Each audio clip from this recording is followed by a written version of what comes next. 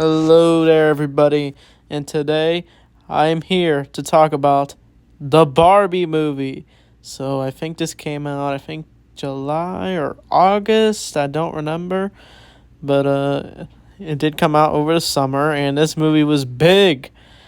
Like, we got the Barbenheimer. Now we finally reviewed Oppenheimer a while ago, I think a month ago, and now we're reviewing Barbie. So I gotta say, I honestly prefer the Barbie movie, but even though I do, Oppenheimer is a great movie, but I gotta say, the Barbie movie actually really surprised me. When they announced this movie, I was like, oh wow, they're doing a Barbie movie. I always knew it was coming. Like, you just feel like it's coming. And I gotta say, they casted the perfect, like, I guess you can say, the perfect cast for this movie. Like, we got Margot Robbie as Barbie, we got Ryan Gosling as Ken, and we'll get to Ken in a bit. But I feel like the best parts of this movie is like the whole overall theme and end of the message movie. Like, I don't know, this movie. I feel like this movie is different from other movies. Like, it explores like different ideas we never really see in movies because of the whole Barbie world and like the real world. But like the movie does open with like a bunch of kids playing with like toys, but then the Barbie doll shows up and it's like a gigantic version. I think that was in the trailer, and I think that's like the origin of the Barbies. So it kind of, I don't know why, but this movie kind of reminds me of the Lego movie. But spoilers, if you don't know the Lego movie, the plot twist is like the all the Legos is being played by a boy, and it's like a completely separate dimension, separate from the real world. But in this movie, apparently, whoever plays with the Barbie dolls, it has an effect. Like, it's a person's doing stuff in the real world, it has an effect on the Barbies. So when I originally saw this, I was actually really confused by the whole Barbie's twist thing. But then I kind of started to, when I rewatched the movie, I kind of understood the twist a lot better and like the themes behind this movie. But I gotta say, I don't know why, but I didn't see this movie in theaters. Like, I was offered to see it, but like I said no because I was gonna go see Teenage Mutant Ninja Turtles Mutant Mayhem. But yeah, it was cool. Like, they got like the pink theme when you came to the theater. Like, you even got like pink popcorn. I thought that was cool. But we might as well talk about what goes on in this movie. But so, like, in this Barbie world, they kind of have like a routine. Like, Barbie wakes up, she goes down the slide, puts on an outfit, and I guess like we see like various Barbies, like what careers they have, like flight attendant, dentist, doctor. It can go endless. But this Barbie seems to kind of just like drive to whatever she does, and then she says hi to all the Kens, and that all. By the way, every Barbie and Ken are in this movie. Like, they're all called just Barbie and Ken. Like, they don't have any other names, just Barbie and Ken. And I think like the rest of their days is kind of just partying all night, and it's basically just that over and over and over again. But Barbie says a comment that kind of freaks people out a little, where she says how like she wonders if we all just want to die because she's like getting, I guess, tired of this routine. But it isn't until she discovers that like she can no longer stand like a Barbie. So if you don't know Barbie dolls, I don't know how, but like my mom, she loves Barbie dolls, and like the way Barbie dolls are, like they stand on their tiptoes. But for some reason, Margot Robbie Barbie, I'm gonna just call her Margot Robbie since they're all the same names. But she is able to put her flat feet down, and it looks like it's some sort of glitch in the Barbie dolls, and people even freak out when she shows her feet in this. I feel like randomly bringing this up, but I don't know why is Hollywood obsessed with Margot Robbie's feet. Like, seriously. But like she goes to like this sort of nurse who helps people with Barbie dolls who are having issues, and It actually shows what's going on with her, but it turns out her owner is of this Barbie in the real world, who owned, I guess, Barbie, Margot Robbie Barbie. She apparently is having her own issues in her real life. Her job isn't going well. She has a daughter, but like things aren't, their relationship's strained, I'm pretty sure. And so Barbie has decided to go on a quest to the real world to figure out how to fix her, I guess, glitches.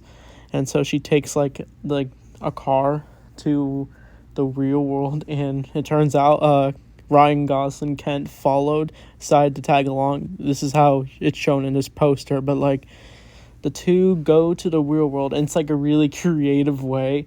Like first they're on their bikes, when it's first like the car, the bike, and then they're in like some like spaceship. Like it's and they look like they're in some like funny presentation, like I don't know how to describe it, but like it's super creative. But like when they get to the real world, they're like dressed as like a cowboy and a cowgirl, and people are like, I think they actually steal the clothing. Like they actually are wearing wackier clothes, and I love the scenes where like they are trying to go to various stores and like they end up stealing the cowboy clothes, and even though they were trying to wear roller skates, but they end up getting arrested, and we see like their mug shots. We also saw that in the promotions, and I just love how Ryan Gosling's like smiling in the photo in his mugshot, but like they keep doing things that just get them in trouble, and now they have a criminal record, I guess, and they don't even really care.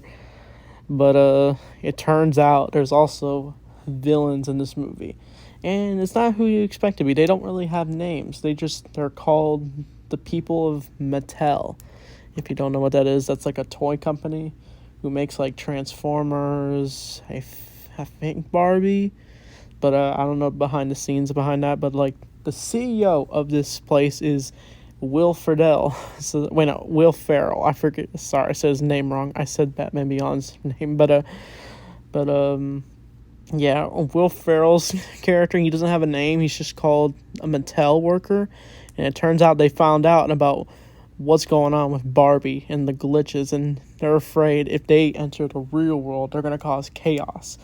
And so now they've given the task to try to kidnap Barbie and bring her back to the Barbie world permanently. But Barbie seems to adjust to this whole real world thing. Like, she enjoys like what everyone's doing, even though everyone's kind of just staring at her like she's crazy. And Ken gets separated from Barbie, and he's starting to see what manhood is like, where he's seeing the men all like jog, exercise, and he actually really likes that. But Barbie ends up reflecting on where to find her owner of the Barbie doll, and she actually has like a vision of like basically the girl's life. Like she sees her grow up, have a birthday, and like eventually have her daughter, and eventually she catches on the vision where she sees her daughter at school. And I think that's where Barbie goes next. She tries to go to the school, and she does meet with her owner's daughter. And she's played by Andrea Greenblatt, I think her name is. I think she was in Stuck in the Middle with Jenna Ortega. I just felt like mentioning that. And she was also in 65, where she played that quiet girl in that movie with Adam Driver. But yeah, I think she's a lot better in this movie. Like, you feel like she's complete opposite from how the Barbies act. She even, like, what makes Margot Robbie break down in this movie, like, she like makes fun of the Barbie dolls, like saying like, oh, Barbies are for little girls, like we're not little girls no more. And she starts talking about how there's, I guess, I don't know if I should say this on YouTube, but she says she's a fascist. Like, I was like, whoa. But it like breaks Barbie down, as she feels like she's nothing, even though she encountered her owner's daughter. But yeah, but I think she eventually does meet up with her daughter, her daughter's mother, and she does reveal that she's Barbie, and she finds out the only reason why Barbie is so depressed about her life is because her owner is literally upset. because with her own life. She's like doing like these drawings saying I want to die or something because she works for Mattel. But like Barbie is eventually taken in by the CEOs of Mattel, and they try to put her in like some Barbie box, but she's like, hey, I gotta see how I look before I do this, and they're like, oh, it's fine. But like it shows how stupid these CEOs are. They're just these greedy businessmen who are willing to do whatever it takes for money. And it's like it's funny. But while that's all going on, Ken goes back to the Barbie land, and he's going to actually lead all the Kens to take over Barbie land after he's learning about the whole real world of men. And so Barbie actually ends up getting chased by the CEOs after she refuses to be put into the box, and she ends up like meeting, I think it's revealed later to be the creator of Barbie herself. And I think Barbie ends up teaming up with her owner and her daughter. I'm sorry, I don't know their names. I'm sorry.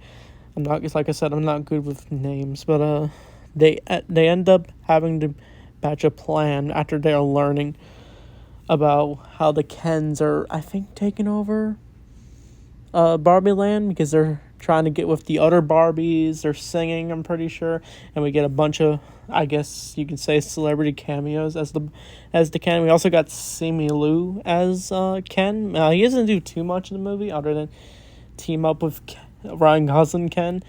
And I think Michael Cera's in this movie. I forget his character's name, but he was just like is upbeat guy in this movie. But I think they end up. I think I like the scene where like once everyone gets back to the Barbie land, Barbie has learned what's going on with the Kens. As I guess Ryan Gosling Ken is like facing his own crisis, his I guess somewhat midlife crisis, if you want to call it that, as he is like, I don't know, he wants to take over Barbie Land and use it for control, and so Barbie teams up with her owner, and they all team up with the other Barbies to re-screw the Kens. And I think it leads to like an all-out battle once the Mattel workers actually get to the Barbie Land. Like they actually go through the tunnels there, and they're on like this scooter bike. It's funny, and it leads to like a big out war, and that's where it leads to probably the best song in this movie. It's I'm Just Ken. That song and for some reason Ryan Gosling got an Oscar for Best Supporting Actor in this movie. I guess I got my take on this. I love Ryan Gosling as Ken. I think he is super funny in this movie, but I don't think it's Oscar worthy. But if they want him to be a supporting actor, cool. But the I'm Just Ken song is it's super catchy. It's just Ken expressing his emotions basically as Ken. And like I just love how all the men, all the Kens come together and they start dancing to I'm Just Ken, and they all are having like their own like dance number, and then it ends with Ken just singing the rest of his song. And I think they're able to settle their difference between Barbies as they all learn that they can be more than just toys. And that's where Margot Robbie Barbie decides she wants to have her own life. And that's the whole message of the movie. It kind of has like this powerful message of like we can be our own selves and not be, I don't know, forced to be something we're not. I don't know if that's the right word for the message behind the Barbie movie, but it's a really good one in my opinion. And I think the movie does end with Margot Robbie talking to what's revealed to be the creator of Barbie, and they basically have this ensemble talk. And I think she even hugs her own owner, and like I think the movie ends with Barbie starting her own life, getting her own job, and I think that's the Barbie movie. So the Barbie movie was really great. Like, it felt different, and it had a bunch of wacky themes with it. It was super over the top in a good way, and with great cast. And I'm Just Ken is probably one of the most catchiest songs ever. But yeah, and yeah, I don't know why I didn't want to see this movie in theaters with like Oppenheimer and Barbie, but yeah, the whole Barbenheimer thing, I honestly don't get it. I guess because the movies came out at the same time. So yeah, it could be a fun experience for you. Did you watch Barbie and Oppenheimer in theaters? I hope you did. If you did, you can talk about it. But yeah, I probably get the Barbie movie like a 1 out of 10 out of 10. So yeah, it was really great. I think next is Scream 6. I can't wait to talk about that. But I really hope you enjoyed this review. But anyway, thanks for watching, and see you guys next time.